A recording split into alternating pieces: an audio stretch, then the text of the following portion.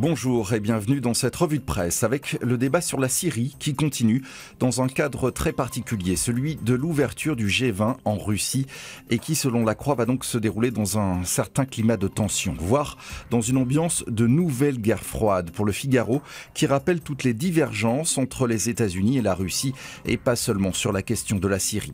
Une question qui divise les 20 pays les plus riches du monde et la Russie n'est pas la seule à se prononcer contre l'idée de frappe et loin de là, seuls 4 pays sont prêts à suivre les États-Unis et la France, dont les 2 présidents devraient multiplier les tête-à-tête en marge du sommet. À la une du Parisien aujourd'hui en France, une image pour l'histoire, celle des présidents français et allemands qui entourent un survivant du massacre d'Oradour-sur-Glane et un titre aberrant sur les ratés de l'éducation nationale en matière d'affectation des enseignants.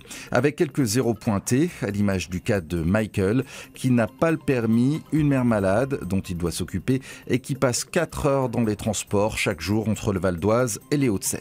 Une rentrée difficile également pour les profs du Mexique qui ne veulent pas être notés au mérite pour leurs avancements et leurs affectations.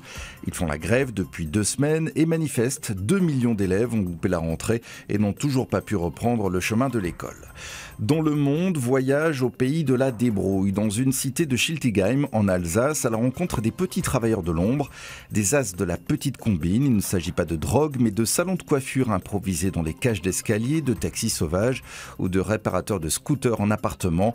Une véritable économie souterraine indispensable pour le quartier.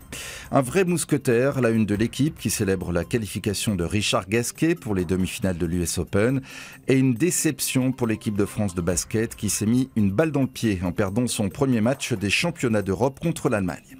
2 pays à nouveau rassemblés dans notre image du jour, signé Plantu, avec François Hollande et le président allemand Joachim Gauck qui célèbrent la paix à Oradour, tandis que la guerre continue en Syrie. C'est ainsi que l'on se quitte. À demain.